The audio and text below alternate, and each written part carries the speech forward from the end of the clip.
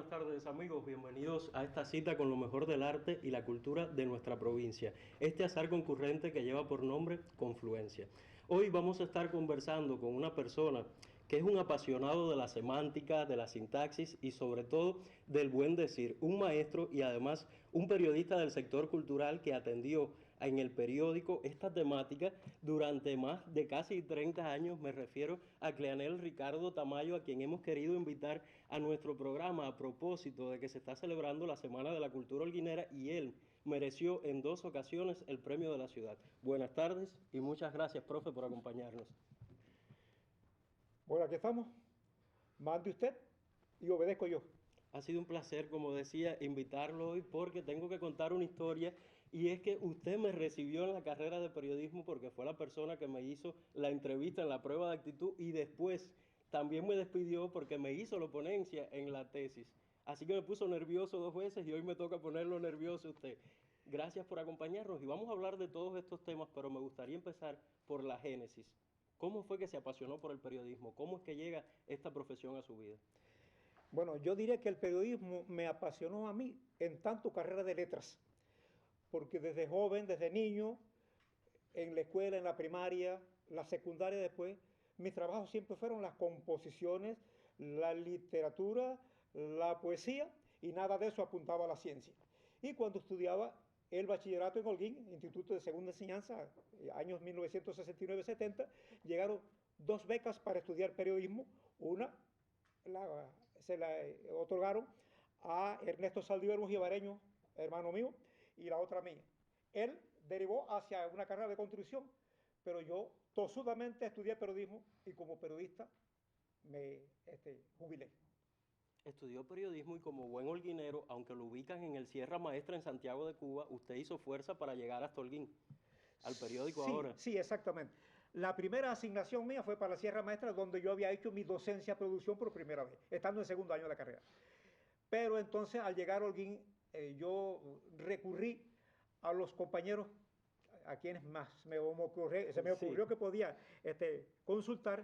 Ellos me ayudaron y de buena a primera, bueno, pues tuvimos la oportunidad de la boleta de asignación al periódico Ahora, donde puse mis plantas por primera vez el 1 de octubre del año 1975, hasta que me jubilé hace 10 años atrás. Y como decía, ahí atiende la temática cultural y tuvo la oportunidad de estar en un momento de nuestra cultura de mayor florecimiento, porque estamos hablando de la década del 70, 80, 90, cuando las grandes compañías se presentaban, cuando venían importantes premios de todo el país a confluir aquí, precisamente en las Semanas de la Cultura. Sí, cómo no. Ya yo era periodista cuando se iniciaron las Semanas de la Cultura. Por tanto, tal vez con un poco de ínfula de fundador, tuve la oportunidad de, como tú mismo tú dices, de compartir espacios, entrevistas, conversatorios, a veces en tono hasta un poco íntimo, con verdaderas personalidades de la cultura. Conocí a Onelio Jorge Cardoso, por el amor de Dios, y para mí fue una enseñanza enorme, yo tan aficionado a sus cuentos. Conocí a Pablo Armando Fernández, de origen holguinero, más o menos, quien me dio unas cuantas lecciones importantes de literatura, poesía, y con quien tuvimos importantísimas charlas. Y también, bueno, en el arte lírico, en la música popular, fue por ahí más o menos cuando me fui embullando, hasta que cuando el Guayabero cumplía 71 años, yo le escribí el son al Guayabero, que está en el repertorio de la Orquesta Vilés, porque la arregló mi hermano Gastón Alengrán. Y está tocando un tema bastante interesante y es que lo conocemos como periodista, pero también es compositor y un apasionado de la música. Incluso tiene un oído redondo, puede diferenciar los diferentes instrumentos cuando está tocando una banda. Sí, eso le viene a uno por generación espontánea. Dicen que usted puede nacer con muchas, ¿cómo se llama?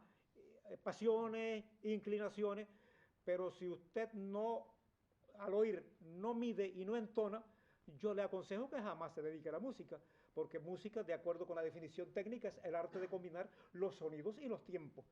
Entonces, bueno, por ahí, como atendiendo, o decir, aprovechando que yo escribía sobre toda la música, bueno, llegué a tener entre mis mejores amigos a Ajá. los mejores músicos holguineros.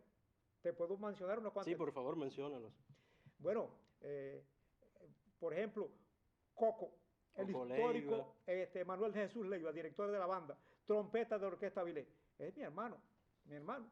Gastón Allen, el actual director de la Orquesta Avilés, por favor,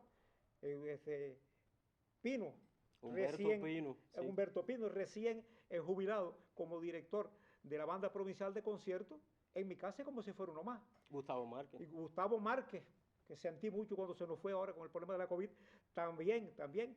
Y entonces, bueno, si ahí usted deriva a la música de concierto o a la música del teatro lírico, Rodrigo Prat, por el amor de Dios, vaya usted a saber de Raúl para abajo con todo el mundo. Y me decía que Raúl Camay nunca le negó una entrevista. Jamás Raúl Camay me negó una entrevista. Yo tengo la satisfacción, así te lo puedo decir con toda honestidad, de que ni dos íconos de la cultura holguinera de todos los tiempos, que se llamaban Raúl Camay en el arte lírico y Cosme Proenza en las artes plásticas, nunca me negaron una entrevista y ni siquiera una conversación de amigos cuando toqué a sus puertas. Eso me satisface enormemente. Eso hablaba también de la confianza y el conocimiento que tenía en usted como periodista. Bueno, eso traté, no sé si lo logré, habría que preguntarle a ellos, pero ya no lo tenemos ninguno de los dos entre nosotros. Lamentablemente. Profe, estamos hablando de música y en este programa nos gusta que las cosas fluyan y confluyan, así que se atrevería a cantarnos algo ahora mismo aquí, aunque sea un fragmento. ¿Puede ser? Porque aquí tenemos la guitarra, que es su inseparable compañera, así que si nos lo permite, aquí mismo sentados, o como quiera, de pie, como le guste. Aquí mismo. Si usted me lo pide, y por primera vez en televisión, pues con muchísimo gusto. Recuerde que mi generación de músicos es la generación trovadoresca, y mientras más antigua la trova, más la disfrutábamos, sobre todo después del segundo o tercer trago. Entonces, bueno, se me ocurre que podemos hacer lo siguiente. En el tronco de un árbol, una niña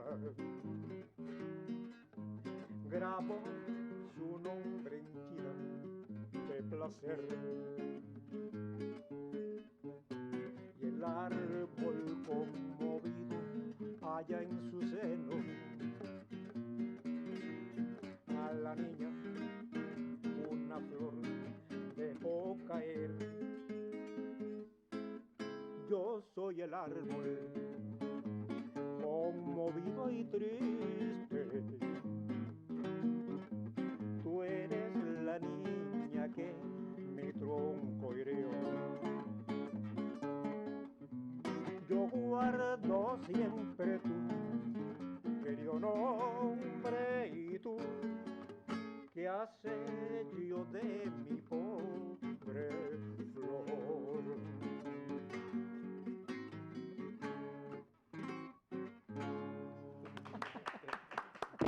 Excelente. Puede que a lo mejor alguien diga, la guitarra no suena perfectamente, no está completamente afinada, pero es que estamos hablando de una guitarra que tiene ¿cuántos años? Dígalo aquí en televisión. Esa guitarra está conmigo desde que yo empecé a atender el sector cultural, hace ya, me da pena, 48 años.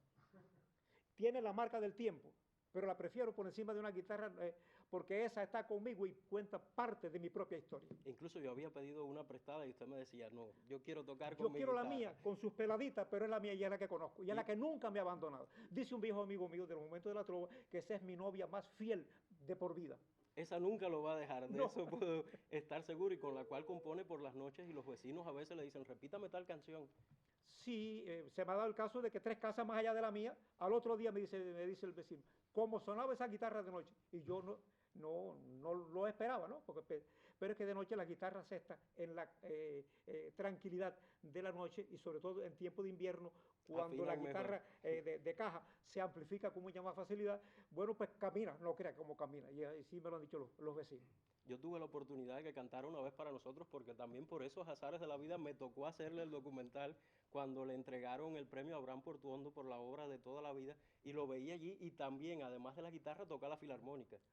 Sí, estoy esperando que me manden una, si la hubiera tenido, te hago aquí música instrumental. Porque le tiene un instrumento añadido que permite tocar las dos al mismo tiempo. Toco la armónica por arriba y le hago el acompañamiento a la guitarra. Atrevimiento de una gente que lleva la música en la sangre, ya eso no. Y me decía que escucha a otras personas y sabe si no están tocando bien la filarmónica. No vamos a mencionar nombres por ética, pero me decía que se puede dar cuenta cuando no está bien afinada, cuando no le están interpretando bien. Sí, me ha pasado, pero yo prefiero no decirlo, no vaya a ser que los que me están viendo en Sí. este momento digan que estoy pecando por una absoluta inmodestia, ¿no? Profe, pero sobre eso yo le propongo, si le parece bien, conversar en los próximos minutos y también sobre esos premios de la ciudad que alcanzó y con los cuales nos estará brindando detalles sobre este tema y también sobre algo bastante interesante y es que hace décima, pero ya lo decía, vamos a conversar en los próximos minutos sobre esto y otros detalles con Cleanel Ricardo Tamayo aquí en Confluencia. 41ª Semana de la Cultura Holguinera, celebrando el 272 aniversario del título de ciudad y tenencia de gobierno. Dedicada al 190 aniversario del natalicio de Julio Grave de Peralta y en homenaje a la artista lírica Liudmila Pérez López y al historiador Ernel Pérez Concepción. Del 15 al 20 de enero, Semana de la Cultura Holguinera. En la sección El Pozo hoy no podríamos hablar de otro tema que no fuera de la Semana de la Cultura Holguinera y además de los premios de la ciudad. Por eso hemos querido invitar a nuestro fiel colaborador Manuel García Verdecia. Buenas tardes. Muy buenas Bienvenido a Confluencia y gracias por la deferencia de acompañarnos siempre, tardes. Manuel. No, gracias a ustedes por la posibilidad. Para mí es un placer. Hoy a Cleanel todavía no se ha escrito la historia del lugar que tiene el periódico ahora en el desarrollo de la cultura holguinera. Cuando yo he empezado a hacer las cosas, los tres lugares básicos para donde se hacía cultura en Holguín eran el local del periódico donde hacíamos peñas, que estaba por el Teatro Frexes, cuando Sí. aquello, la biblioteca y el taller de grabado que estaba por entonces por donde está la pizzería. Y eran tres lugares emblemáticos para hacer cultura en la ciudad, además de los parques, ¿no? Pero bueno, estamos hablando de la Semana de la Cultura. Donde desde sus inicios confluía lo mejor del arte tanto local como nacional. Hay que decir, los 80 son los años de consolidación de la cultura holguinera como tal y mucha de la cultura cubana. Se dan condiciones, o sea, eso no se había visto ni en el siglo XIX ni a principios del siglo XX en Holguín, ese renacer amplio que hubo de la cultura en esos momentos. Había condiciones, había cierta solvencia material en Cuba en esos años, a partir de la entrada de Cuba al CAME. Se habían corregido algunos errores que se habían cometido, errores burocráticos respecto a la cultura, que habían traído ciertos conflictos, y sobre todo la presencia de Armando Hart como ministro de Cultura, que incluso publica un libro que se llamaba a sí mismo Cambiar las reglas del juego, y eso permitió que se buscara, hasta entonces la cultura había sido muy habanocentrista. Sí. O sea, la cultura era lo que se hacía en La Habana y la gente que triunfaba era la que triunfaba en La Habana. Y es por eso que se estimuló una suerte de desarrollo, de proyección y promoción de lo que se hacía en las distintas provincias y para eso se instituyeron las Semanas de la Cultura. En Holguín se hace por primera vez en el año 82, allá en la década de los 80, y estas primeras semanas no tenían un carácter festivo. Venían compañías como Alicia Alonso, que estuvo con el ballet aquí, venían escritores invitados, Cintio Viter, el Liceo, César López, etc. Hablaba Cleanel de Rosita Fornés Sí, también. también Rosita Fornés. Y entonces se hacía, sobre todo en estos años del 81 hasta el 85, se hacían básicamente el punto central de la Semana de la Cultura, era la Feria del Libro, que se hacía ahí por donde está el Guama, que hay que recordar que la dirigía y la organizaba muy bien Carmen Mora, uno de los personajes fundamentales en esa, y era un eje fundamental. Pero era una fiesta que atraía y movía a los creadores holguineros, básicamente artistas plásticos, trovadores, escritores. Ya en el año 85 se decide por un grupo, sobre todo aprovechando esa coyuntura beneficiosa que había con Julio Méndez, que asume la Dirección Municipal de Cultura, y entusiastamente, además de que era un excelente grabador y dibujante, él apoya a personas como Alejandro Querejeta, Jorge González, Eugenio Marrón y otros que plantearon redimensionar aquella Semana de la Cultura. Y para eso se propone que se convoque a partir del año 1985 el Premio de la Ciudad. Y el Premio de la Ciudad va a ser precisamente el eje dominante de las Semanas de la Cultura a partir del año 1986. Era una forma de estimular la creación también. No solamente era una forma de estimular, era en primer lugar, era la posibilidad de que los que no habían publicado publicaran, porque te garantizaban la publicación. En los primeros años el dinero te lo daban en un cheque para que compraras libros, no era el dinero en efectivo. Hablábamos de eso el otro día en el coloquio de crítica. Sí, daban un cheque y tú lo comprabas en el libro, pero bueno, era algo que importante, o con 200 pesos de libro se hacía una biblioteca entonces. Y también se convocó en artes plásticas. Posteriormente fueron apareciendo nuevas propuestas en música, en arquitectura, en radio, televisión, etcétera, y fue creciendo exponencialmente el Premio de la Ciudad. Por supuesto que esto responde al propio desarrollo cultural, tecnológico y en general artístico de la provincia, lo que facilitó que ese premio se fuera ampliando a distintas áreas, pero originalmente fue la literatura. Esto trajo hay que reconocer que los jurados que venían a los premios de la ciudad eran las primeras figuras de la literatura, de la pintura, del teatro, que estaban en ese momento funcionando en el país. Por aquí pasaron, ¿no? Cranel mencionó algunos, Pablo Armando, César López, José Rodríguez Feo, Miguel Barnet, Abilio Esteves, Raúl Rivero.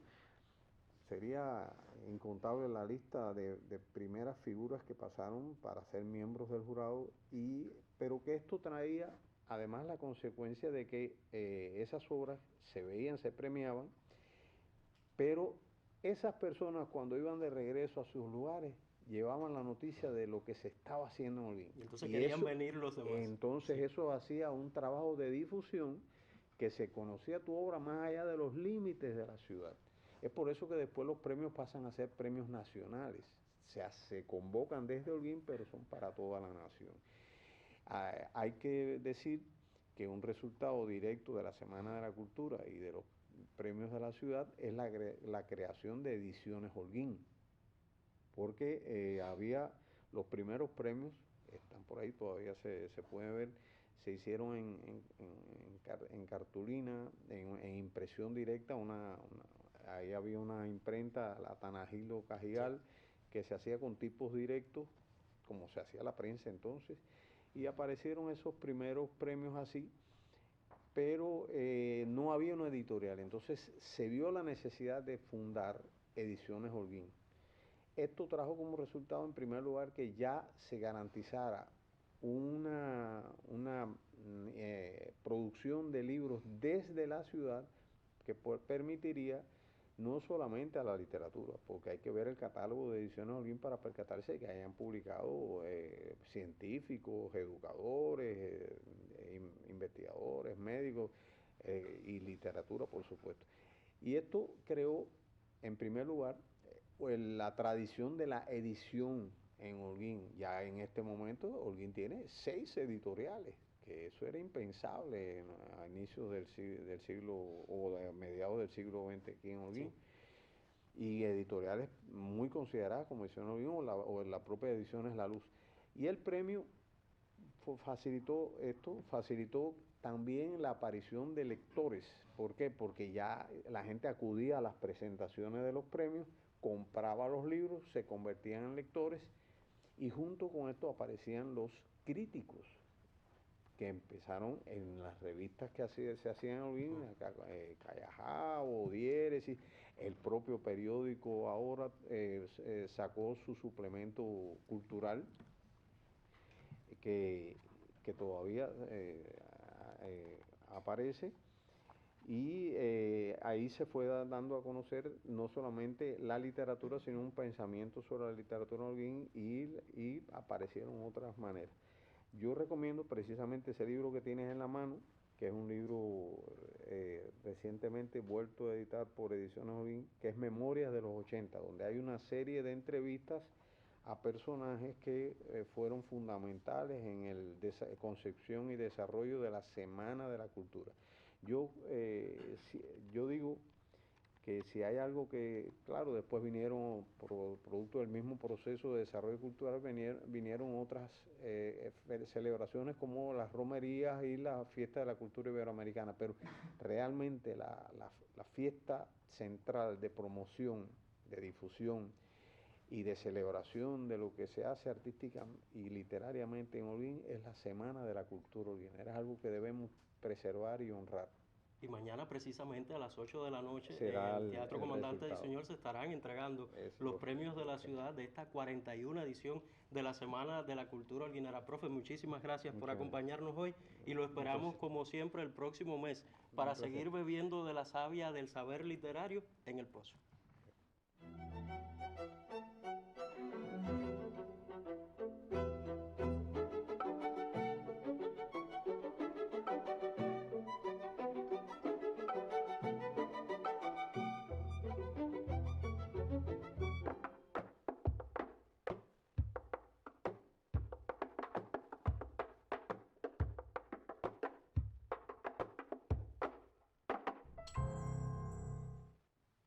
Continúo hablando con el maestro de generaciones y periodista Cleanel Ricardo Tamayo y como decía, obtuvo en 2 ocasiones el premio de la ciudad en la Semana de la Cultura holguinera. ¿Me pudieras recordar un poco sobre estos trabajos con los cuales lo obtuvo? El primer premio lo obtuve en el año 1994 con aquel reportaje que todavía algunos contemporáneos míos recuerdan, que se llamó El Valle de los Lamentos. Fue un tema que no se me ocurrió a mí. Se le ocurrió a Rodovaldo Martínez, que era el director del periódico en ese momento, ¿no? Me lo puso en las manos, hice una investigación que me llevó un mes. Y cuando se escribió, por el amor de Dios, nadie quedó ajeno al tema. O me pedían la cabeza o me elogiaban. Pero bueno, después del tema se acabó la parte agrícola del Valle de Mayave con los conceptos que había antes y comenzó un frente de la División Mambisa.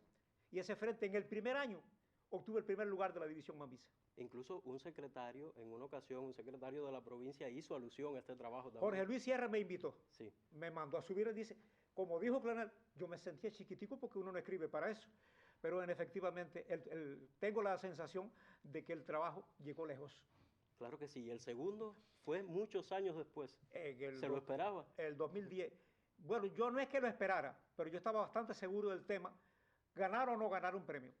Porque Holguín se había convertido en un centro importante internacional en la lucha por la Vuelta de los 5. Y yo tenía muchos datos. Incluso entrevistas con un sacerdote que vino de no sé qué lugar, y entonces eso daba a pie a un reportaje integral. Lo propuse, me lo aceptaron, Jorge Luis lo publicó, era el director en ese momento, y ganamos el premio en el 2010. Muy merecidamente, porque siempre partían de una investigación y además de ese dominio, como decía al principio, de la semántica, de la praxis y de esa gramática de la cual usted es un gran defensor, e incluso conversábamos previamente antes del programa y me contaba que una vez leyó un libro sobre gazapos que tenía gazapos también. Bueno, si hay que decirlo, lo decimos con toda valentía. Claro que sí. Leí un libro y lo tengo en la casa, está marcadito. Precisamente referido a los gazapos, que en la introducción tenía 5 gazapos. Entonces, bueno, supongo que eso pasa en las mejores familias, pero pasó. Imagínense lo difícil que fue para mí tenerlo como ponente entonces en una tesis donde lleva tantas y tantas hojas, pero mejor hablemos de su trabajo en la parte cultural en el periódico ahora y me gustaría que me contara de todos esos reportes, entrevistas, informaciones que hizo. ¿Cuál es el que más recuerda? ¿Cuál lo marcó más? Bueno, fueron muchos. Yo ahora, si tuviera que hacer una relación, me sería prácticamente imposible. Pero sí puedo decirte cuál fue el que me quedó por hacer, que siempre, y no sé por qué causa no lo llegamos a hacer. Después que Cosme Proenza tuvo el honor de ser el primer cubano con una obra plástica en la colección del Vaticano, a propuesta nada más y nada menos que de Eusebio Leal, yo pensé preguntarle a Cosme si, como se decía a voz populi por la calle, después de un acierto profesionalmente hablando tan grande como ese, cambiaba la esencia de Cosme. Yo estaba seguro que no. Pero esa entrevista nunca se dio. Y esa fue la que me quedó por hacer. Y era su amigo, así que se lo hubiera concedido con mucho gusto. Sin ninguna duda. Pero creo que también eso partía del respeto. Claro, sí. claro. Pero fue que no hubo el momento preciso, y el momento preciso realmente no lo pudimos crear. Es la gran verdad. Lo que sí pudo crear fue una polémica una vez con Alexis Triana por algún trabajo que hizo. Sí, cómo no. Cuente un poco sobre él. Cómo no. Yo hice una investigación y publiqué un trabajo crítico profundo, lo reconozco, sobre las inconsecuencias con la banda, con la Escuela Provincial de Bandas, que estaba al frente, estaba Humberto Pino, por desatenciones propias de tal vez del momento, del transporte, la alimentación, la logística, y yo lo publiqué. Pero al director de Cultura en ese momento, Alexis Tirana, no le gustó, me hizo la respuesta, pero con un seudónimo. Yo me imaginé de quién venía, sí. Y entonces hice la réplica, y al final el periódico La Luz, lo tengo en la casa, publicó 2 crónicas con 2 pistolas de espalda, como decir, es un duelo, pero un duelo muy bonito, fue profesional, y al final, no sé si fue que los dos simultáneamente reconocimos lo que al otro le existía como razón, y terminamos como tenían que terminar las cosas cuando se te hacen con buena fe, ¿no? Como buenos amigos. Pero es que ese es el verdadero periodismo, no solo el que muestra e informa, sino también el que levanta ronchas, el que muestra las cucarachas que están debajo del tapete, y el que enseña los problemas. 5 están pegados, dicen que son hermanos y ninguno es igual. Bueno, en el periodismo pasa así. Ese trabajo marcó por la polémica, pero hay otro trabajo que lo marcó por la masividad que tuvo en ese momento, y fue la graduación de la Escuela de Banda Provincial, de los diferentes municipios, ¿verdad? Sí. Me dijo que cuando escuchó aquello, quedó impresionado. Mira, tal vez ese sería el trabajo que yo hubiera escogido para decirte, uno de los que más me impresionó en mi época profesional de trabajo. Ver a 300 músicos, la mitad de ellos que nunca ni siquiera habían cogido un instrumento en la mano, hacer un concierto tan hermoso, que ahí está en la historia, está grabado. Yo creo aquí debe estar en Telecristal, tal vez la grabación de ese concierto. Fue emocionante. Y aun cuando yo no lo escribí, no me tocó como tarea escribirlo, sí vi de cerca a las personas que lo estaban haciendo, y todas las personas terminamos francamente marcados por aquel acto sublime de la cultura musical holguinera. Es increíble. Yo no creo que eso se ha vuelto a repetir. Y eso lo marcó para siempre, sin duda alguna. Profe, el tiempo en la televisión usted sabe que es oro, y ya me están mandando a despedir, pero yo quiero despedir de una forma diferente, y es que a usted le encanta la décima. ¿Pudiéramos despedir, si le parece bien, con una de sus décimas? Por supuesto que sí. Usando los recursos del superlativo, teniendo en cuenta que Antonio Maceo fue mi patriota preferido, yo escribí una décima que titulé Maceísimo, y que dice: cuentan que el titán viajó de Punta Brava a la gloria, porque otra vez la victoria ese día lo coronó. Dicen que si bien cayó fue con un coraje cierto, porque sin el torso yerto ni dolor en su figura, partió con la imagen pura de un vencedor, no de un muerto. Muchísimas gracias, profe. Ha sido un verdadero placer, y esperemos tenerlo pronto por acá y seguir contando con su sapiencia. Pero nosotros nos volveremos a encontrar el próximo viernes a las 4:30 para seguir hablando de arte y cultura en este azar concurrente que es Confluencia.